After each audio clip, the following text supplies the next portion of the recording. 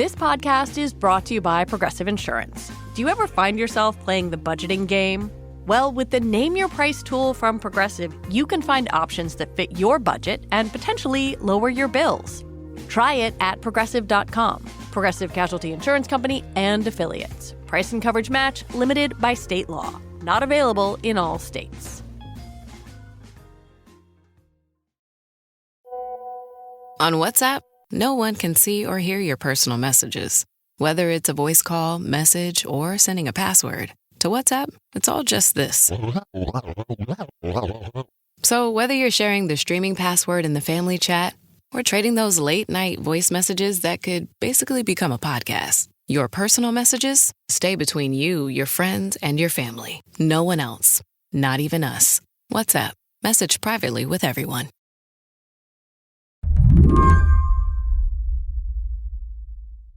I'm dying. I'm dying. I am literally dying right now. I'm dying right now. Okay, just to cut in here, the woman you're hearing is not actually dying. She's just really excited, and for good reason. It has been my ultimate dream for Taylor to wear one of my designs, and I cannot believe it. What you're listening to is fitness entrepreneur Cassie Ho realizing that Taylor Swift is wearing clothing that she designed. It was just a quick shot in a video, but it was enough. Cassie's design went viral. A fluffy, multi-tiered active skirt called the Pirouette Skort, sold by Ho's brand Popflex. The most famous version of it is light purple. That's Mia Sato, a reporter for The Verge. It has an elasticized waistband and like 3 tiers of this beautiful soft mesh. And it also has shorts underneath. It's pretty. You can move in it. Taylor wore hers to play pickleball. And if you buy one from Popflex, it costs about $60. I have a version actually at home. And it is really nice. I'll say that. It feels really nice on. Oh, but the internet has other ideas. When I was getting ready to talk to you, I started to Google the phrase Pirouette Skort. And the, fill-in word that Google wanted me to put there was dupe. And when I do that, I am looking right now at my computer. I see a women's solid color yoga skirt, women's solid color yoga skirt shorts, feeling ballet skort, dupe of skort, ballet pirouette skort, women's pirouette tennis skort. There's just like a forest of dupes. Like, I'm also looking at my computer. So the original is like $60. There's one on Shein for $19.48. Another one on Shein for $16.53. One at Old Navy that kind of looks similar but not as blatant for $9.49. You have no shortage of options if you are a shopper. And I think, indeed, a lot of people would just buy the cheaper version. They're looking at these two things like, what's the difference?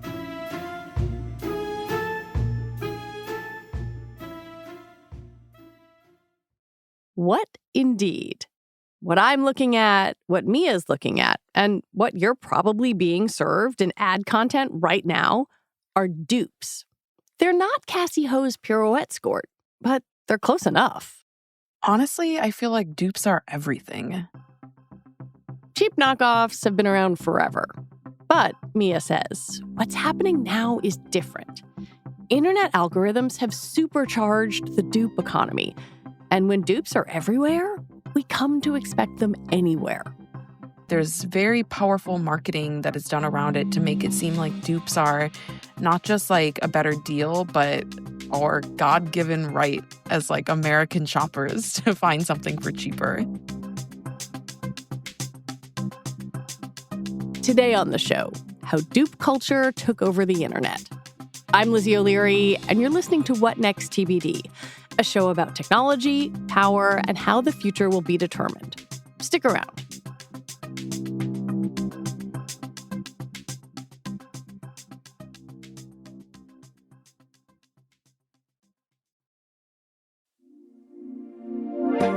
This podcast is brought to you by Progressive Insurance. Do you ever think about switching insurance companies to see if you could save some cash? Progressive makes it easy. Just drop in some details about yourself and see if you're eligible to save money when you bundle your home and auto policies. The process only takes minutes, and it could mean hundreds more in your pocket. Visit Progressive.com after this episode to see if you could save. Progressive Casualty Insurance Company and Affiliates. Potential savings will vary. Not available in all states. At Sierra, discover great deals on top brand workout gear, like high-quality walking shoes, which might lead to another discovery. 40,000 steps, baby. Who's on top now, Karen? You've taken the office step challenge a step too far. Don't worry, though. Sierra also has yoga gear. It might be a good place to find your zen. Discover top brands at unexpectedly low prices. Sierra, let's get moving. I'm going to date myself here, but when I was young, the status purse was from Kate Spade. I remember one that I really wanted. It was bright orange, and it had these long brown patent leather handles. Back then, the internet was just taking off. My mom still had a dial-up modem that made that horrible clanging sound. And to get a fake Kate Spade purse, I would have had to go to Canal Street in New York City. And if you didn't live in a major city or near one, you were SOL. Fast forward 30 years, and any American teenager can buy any dupe on their phone. I think one of the biggest things is that the internet promises sort of limitless shelf space. And we're not confined by, what stores will carry or what brands can get into Macy's or whatever. We have an endless array of, Amazon pages, but also these sort of fly-by-night pop-up storefronts that are here and then gone, within a couple weeks. And when there is that space, something will fill it. And this goes for, influencer content or TikTok videos as much as it does skirts that look like you could do ballet and play tennis in them. Like, to me, the line between those two things is very thin. And so you have this environment where it's an endless scroll internet of both products and content. And manufacturing and product development, we've really gotten it down pat, it's really fast. And there are systems all over the world that enable us to spin up products really quickly in a way that it just didn't exist before. And so a photo of Taylor Swift wearing a purple tennis skirt could go viral on Monday, and maybe by the next Monday there are prototypes somewhere else, right? And then they're shipping the next week. Like, it's a really quick turnaround. And I think that has enabled dupes to take off in a way that, the Canal Street sellers, who are still there, Yep. And we love them, but, it's not the same anymore. You don't need, a little corner on Canal to sell your wares. You can just make an eBay storefront or something. My introduction to dupes comes via skincare, which I think for a lot of people might be the gateway drug. Like, I will say something that will resonate with some people, and others will be like, what are you talking about, you crazy lady? SkinCeuticals CE ferulic acid serum. I'm right there with you. Which is a very pricey, retails for like $185 vitamin C serum. And for years, I have gone back and forth on, is this worth it? Can I buy a cheaper one? Are the versions that people are trying to reverse engineer any good? And I guess I wonder, what else besides skincare do you think has really become kind of dupe-centric? Definitely like the skincare and beauty space. These are dupes of high-end skincare products that are not only cheaper, but in my opinion, better than the originals. Number one is fashion. I got the $300 diesel top. Just kidding, it's a dupe. Accessories. If you love the YSL Mica 276 sunglasses, I found an exact dupe. I went on a hunt on Amazon and found these. They are exactly the same. Home goods like couches and lamps and art. We finally found the perfect cloud couch dupe that actually holds its shape, and I'm telling you, it may be the comfiest couch out there. We've been on the hunt for a new couch I was that recently, as I was writing this story, reminded of the selfie mirror, or what had come to be called the selfie mirror. It was like a squiggly pink, huge stand-up mirror that all the influencers, right? You remember. But this, like mirrors and lamps and coffee tables and sculptural like objects for the home, tech products, phone cases, headphones, fitness trackers, keyboards. It's everywhere. Food, like places, the island of Santorini. Wait, the island of Santorini? Yeah, I've seen like content that's like, this other place is a dupe of Santorini. Some people say this is the best dupe for Santorini, but I'll let you be the judge of that. This is Astypalia, a tiny Greek island in the middle of the Aegean that has somehow managed to stay under the radar, with the layout almost identical to Santorini. You know what I mean? Like the word dupe Wow. is applied to literally everything. It's applied to experiences. It's applied to consumables. It's applied to durable goods. It's applied to workouts. Like it is. It's so enticing, I think, to viewers, and that's why you kind of have this like, self-fulfilling prophecy almost of like, we're going to call something a dupe, so then people will try to fill that dupe demand, right? Like people want SkinCeuticals dupes, so companies are going to make things that could be called a dupe of that.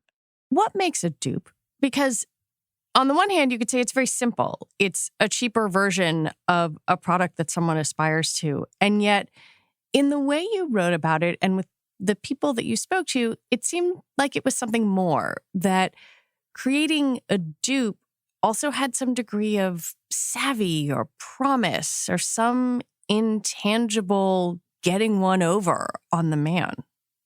Yeah, I think dupes, in order to be a dupe, it can't just like kind of look alike. It's a big part of it, but that alone is not enough. It's not enough that it's just a little bit cheaper. It has to feel like an adequate substitute. And it might be because it, works kind of good, like maybe not as well as SkinCeuticals, but like is sufficient. Or in the case of the squirt, maybe it doesn't feel the same, but in photos it looks really identical, or like, from a distance it pretty much looks just like the original. So I think there's this sense of like, it needs to be a pretty good alternative.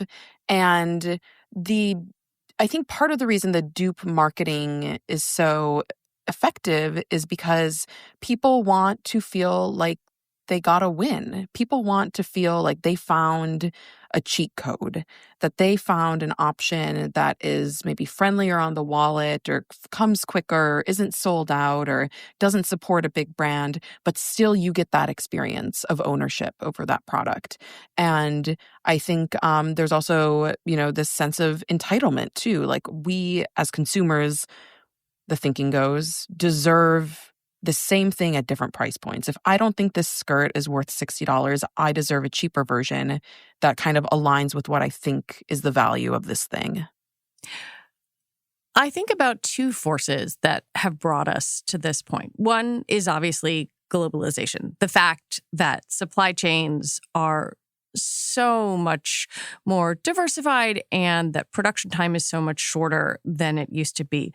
But then there is also the role of the internet and social media and the sort of collapsing of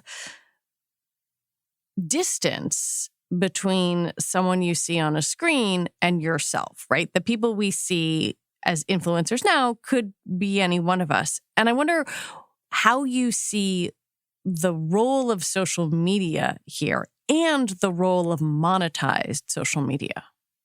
Yeah, I think it's, not an accident that dupes take off in a moment where you can watch a video and embedded on the video is a link to buy the thing that you're watching, that you're seeing, right? Like, and this is why I say there's, to me, really a very thin line between quote unquote content and dupes, because often the content itself is a means to an end to buy something.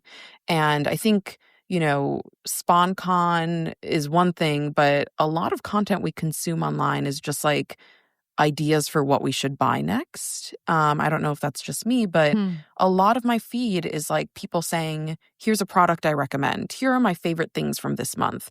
Here's a really good find at Trader Joe's. Here are my new headphones that I really, really like. And to me, it's like when you are bombarding people with that kind of content, there are all these different companies that will swarm to catch those potential buyers. And so the jump from like user-generated content to dupes everywhere is like really just a stone's throw, I think. And you're right that like the systems that recommend a video to me are the same systems that also recommend a skirt to me. And it's the dupes are really fascinating because I think they kind of are buoyed by the same forces that make the original popular in the first place. Like the fact that all the Taylor Swift fans saw Taylor Swift in this skirt because recommendation algorithms feed them Taylor Swift content, right? Like that's the same way that a dupe from Shein is also elevated. It's like someone saying, I just got a dupe of the Taylor Swift skirt and like, I really recommend it because it's, a quarter of the price of the original. But of course, it's not just user-generated content. One of the things you highlight in your piece is how big companies are doing this too. Trader Joe's makes a ton of products that are, if not exact dupes for other things, very, very similar. When did big brands start getting in on this? I feel like it's become really visible in an age of short-form video because the marketing of the dupes, it's often happening digitally on our feeds. I don't think Whole Foods would put signs in its stores being like, oh, this product that is, branded in our in-house, or this product that is one of our in-house brands, like this is a dupe of Cheez-Its or whatever. But it's kind of like, if you know, the Trader Joe's stuff is really fascinating to me because there is like a whole, Trader Joe's is not really shy about this. They have like their knockoff Oreo cookies, JoJo's, right? I think they're called JoJo's. So it's been like kind of the business model, but the Trader Joe's like personal care, skincare things, I think has really turned that dial up. The packaging is very, very similar. And you can see how someone would watch a TikTok that is like a girl somewhere in America being like, this is a dupe, this lip gloss is a dupe of this other thing, and I just found it at Trader Joe's and it's $5. Right. Don't buy the Summer Fridays lip gloss. Get this one. Exactly. So you see that video, you go to your Trader Joe's, you pick up the dupe because you've just been told it's a dupe of this thing, go home, try it, make a video that's like, I saw someone else post about this dupe, so I went and bought it, and here's my review. Like it feels very of the internet. And I think that's kind of why it feels like it's collapsing in on itself also, because it's just like the content begets more content, and then the companies see that and then they try to jump on it. You know what I mean? It's just like a circular process over and over and over. When we come back, wait a minute, can't you just patent something to make sure no one else copies it? It turns out the answer is complicated.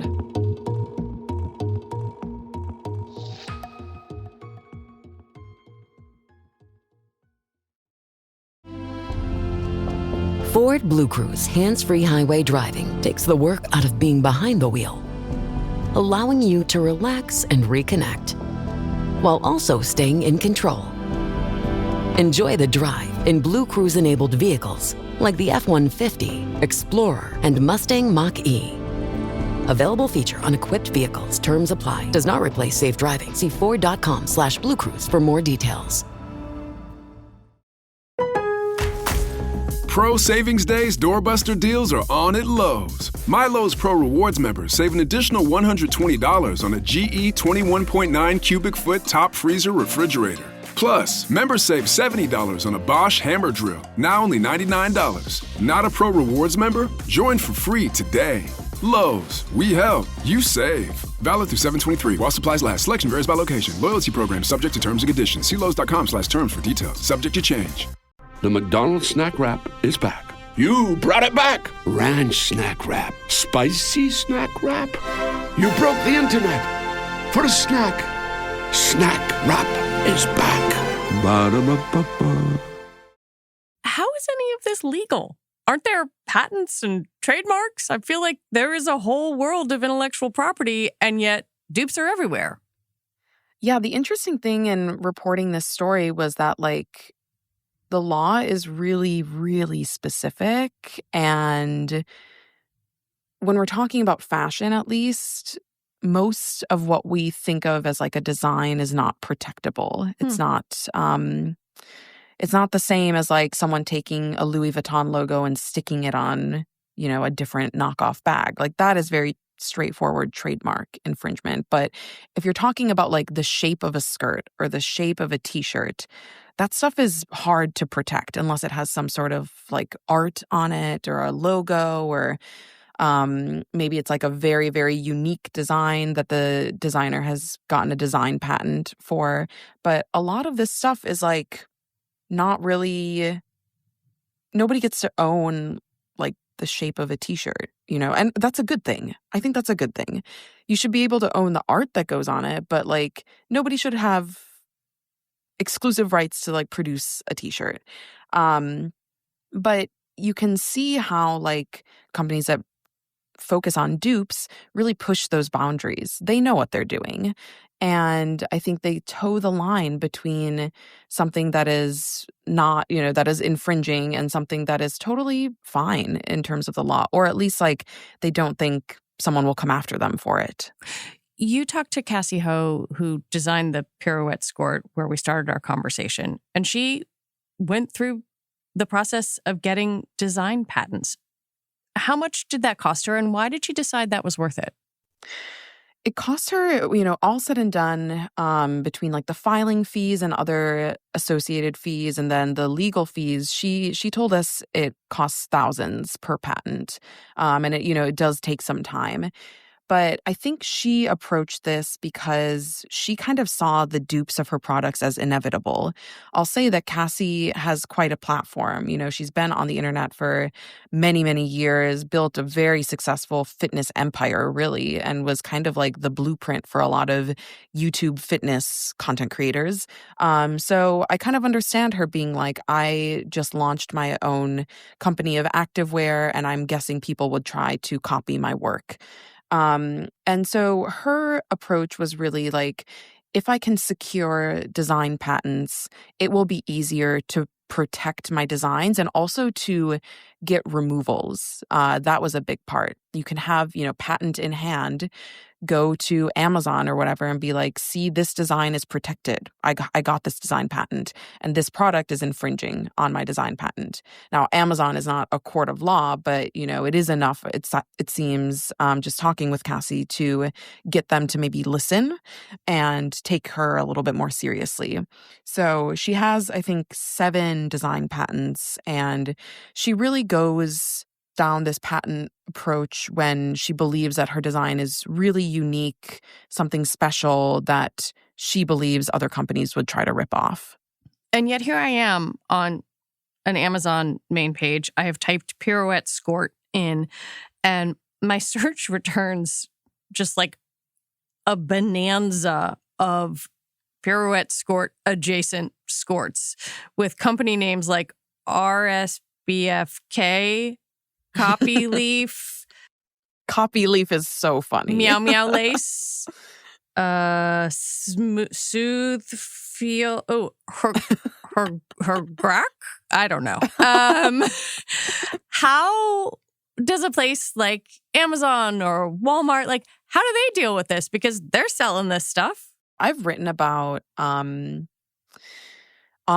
e-commerce platforms and how they sort of police the stuff online. And it is like, it's really strange because the companies will tell me one thing and then you look at the site and you're like, the thing you say you are doing, either you're not doing it or it really isn't working. I think one of the more egregious things is that often these dupe listings just straight up use Cassie Ho's images. They don't even, Oh, wow. shoot their own e-com photos. They just like screenshot the PopFlex listing and list it on Shein. I'm literally looking at one right now. And so you feel like, when these companies are confronted with questions like this, they often say like, we use, automated tools to scan for infringing products. We have all these internal systems. These days, I'm sure they're, touting their AI tools or whatever. Mm-hmm. But it's just like doing a reverse image search for the literal same photo, that seems really straightforward. Like, it seems really simple to try to knock out at least like people using photos, which is a different kind of infringement, right, than design. Like if you're using someone else's pictures to sell a different product, you have bigger problems on your hand.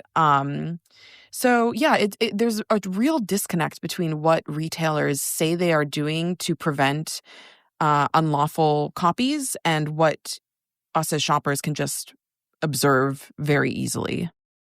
I want to talk a little bit about how we talk about dupes, because on the one hand, it is clearly implying, right, this is a knockoff, this is a copycat, and yet there is a degree of knowing that is implied, a degree of consumer savvy or class equalization even that is a part of this. And I don't know how to pull those things apart, because at the end of the day, it just feels like dupes might be another strategy to part people from their money. Yeah, I think that's really what it comes down to. In some ways, as I've been thinking about this and writing about this, I've kind of come around to like, I don't know, in a lot of these cases, I don't know if it matters if you have the quote unquote real thing or the fake thing. No matter what, you're buying something, right? That is the end goal. Whether you are Shein selling skirts using stolen images, or if you are Cassie Ho selling something that, I believe is thoughtfully designed. Like, I think she cares about what she makes. But for the consumer, the effect is the same. And I think often when we talk about dupes, the framework we use to discuss it is who's right and who's wrong in the situation. And you see a really wide range of like how social media or people online or public opinion kind of comes down on that question. Is it okay if you are ripping off a Birkin handbag, but maybe it's not okay if you're ripping off a PopFlex pirouette skirt? Is it okay to rip off something if the design isn't that unique, right? That you don't think it's anything special or anything new? Like, dupes are possible because of recommendation algorithms. They're possible because of an internet built for scale rather than new ideas or originality. And I think right now we are in an era of social media that is very repetitive. It's replicable. The point of being an influencer is that people copy you. The point of being an influencer with a brand is that people will copy you. The point of posting something online is that it will sort of reach a wide audience that likes it or relates to it. And, how do other people do that? They copy what other influencers are doing. Like, it's very, it's a lot of sameness. And I thought dupes as kind of like that sameness invading our physical spaces was a really compelling framing. And it made me kind of creeped out, to be honest. In many ways, this is a little bit reminiscent of the way we talk about and are thinking about AI, because the output might be the same, right? If you have something that was created by an artist and that was created by AI, one might be a reasonable facsimile of the other, but one kind of flattens and removes the work, the creative output, even just the hours of messing around that got you to the end goal. Yeah. I think a lot about like the Studio Ghibli dupes, you could call them maybe. Yeah. Right? Like when we build for scale and we make more and more things, we get farther and farther away from the original creator and the original work and the original inspiration and the original message. And I think that's really what's happening here is like as things trickle downstream, they become diluted and sort of the image of the skirt, the blurry image of the skirt survives from cycle to cycle, but the work that Cassie Ho put in to design it in the first place is lost, right? And the thought that she put into each little component of the skirt is missing. And so I actually, I bought the original and then I bought 2 dupes on AliExpress. And it's kind of interesting, like what the dupes got right and what they didn't. Is it worth what you spent? No, they're kind of garbage. The dupes that I bought were like $16 and $19 or maybe even cheaper. They were less than 20 and they felt really bad in my hands. The waistband was like really stiff. It would be very hard to do like real active activities. I think I described the skirt as like inappropriately short. Even with the shorts underneath, I'm like, I don't think I could wear this anywhere. But then some things they did get pretty similar, like the shape of it overall is the same. It had kind of like the same inner pocket for your phone on the shorts. So they were paying attention, but the attention you can see right where it ends. And overall, like for the money I spent on the 2 dupes, I might as well just buy the original.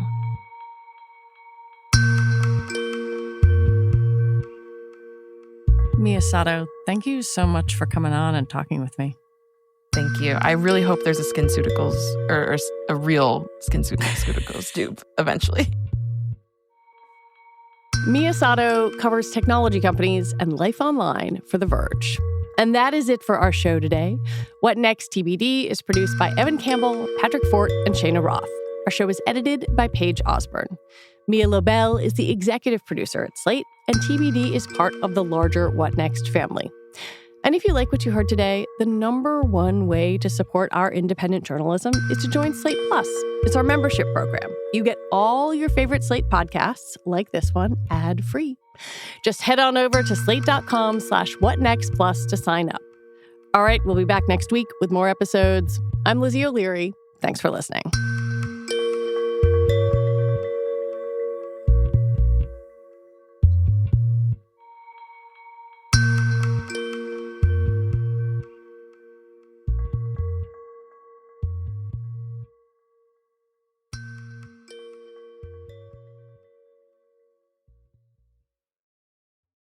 I'm Chris Hadfield. I'm an astronaut, an author, a citizen of planet Earth. Join me for a 6-part journey into the systems that power the world. Real conversations with real people who are shaping the future of energy. No politics, no empty talk, just solutions-focused conversations on the challenges we must overcome and the possibilities that lie ahead. This is On Energy. Listen wherever you get your podcasts.